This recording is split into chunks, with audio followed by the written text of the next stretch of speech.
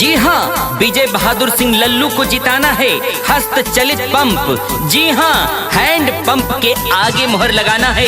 Gram panchayat कुलकवार से सरपंच पद हेतु लोकप्रिय अनुभवी कर्मठ ईमानदार एवं संघर्षशील प्रत्याशी हैं विजय बहादुर सिंह लल्लू, जिनके समर्थक हैं दादा राजा राम सिंह। तो इस बार इनको ही जिताना है, अपना सरपंच बनाना है।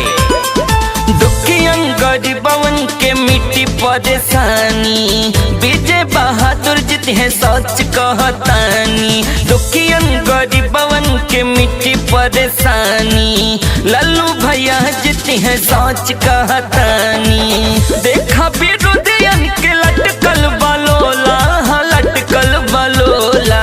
देखा विरोधियन के लटकल बलोला, लटकल बलोला।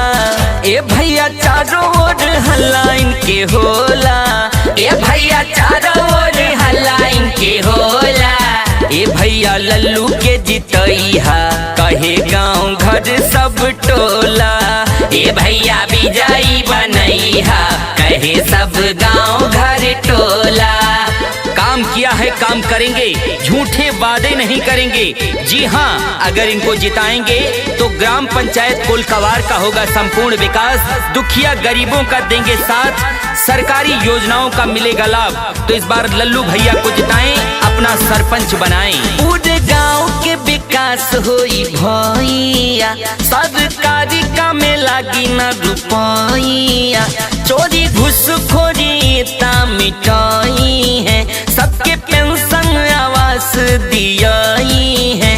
पूरे गांव के विकास होई भैया, सरकारी काम में लागे न रुपैया। चोरी घुसखोरी ता मिटाई है, सबके पेंशन आवास दियाई है। नाही लुटेरवन के भरी अब झोला, भरी अब झोला। नाही लुटेरवन के भरी अब झोला, भरी अब झोला। ए भैया चारों ओर हल्ला इनके होला, ए भैया चारों ओर हल्ला इनके होला। ए भैया लल्लू के जितैहा कहे गाँव घर सब टोला। ए भैया विजयी बनैहा कहे सब गाँव घर टोला।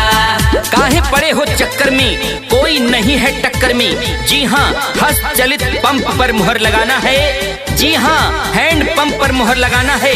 विजय बहादुर सिंह लल्लू भैया को जिताना है, अपने ग्राम पंचायत कुलकवार का इस बार सरपंच बनाना है। सगरो विकास होई गौवन गरिया, केहू कामे न कर जाई बहरिया। ये विकास के धारा बहाई है, सबके रोजी रोजगार देवई है। सगरो विकास होई गौवन गरिया, केहू नहीं जाई काम करे बहरिया। ये विकास के धारा बहाई है, सबके रोजी रोजगार देवई है। सूती विरोधी अब खाके हजमोला, खाके हजमोला। सूती विरोधी अब खाके हजमोला, खाके हजमोला। ए भैया चारों ओर हल्ला इनके होला, ए भैया चारों ओर हल्ला इनके होला। ए भैया लल्लू के जितैहा कहे गाँव घर सब टोला। ए भैया विजयी बनैहा कहे सब गाँव घर टोला। जी हाँ, विजय बहादुर सिंह लल्लू को जिताना है हस्त चलित पंप। जी हाँ, हैंड पंप के आगे मोहर लगाना है।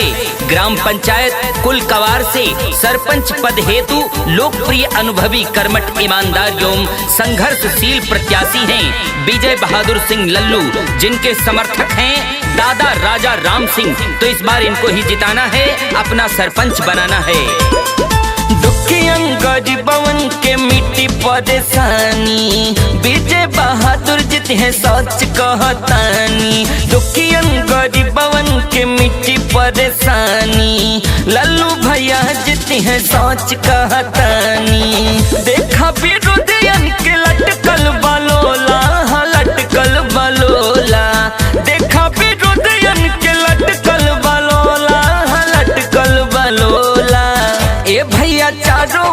हल्ला इनके होला, ए भैया चारों ओर हल्ला इनके होला। ए भैया लल्लू के जितैहा कहे गाँव घर सब टोला, ए भैया विजयी बनैहा कहे सब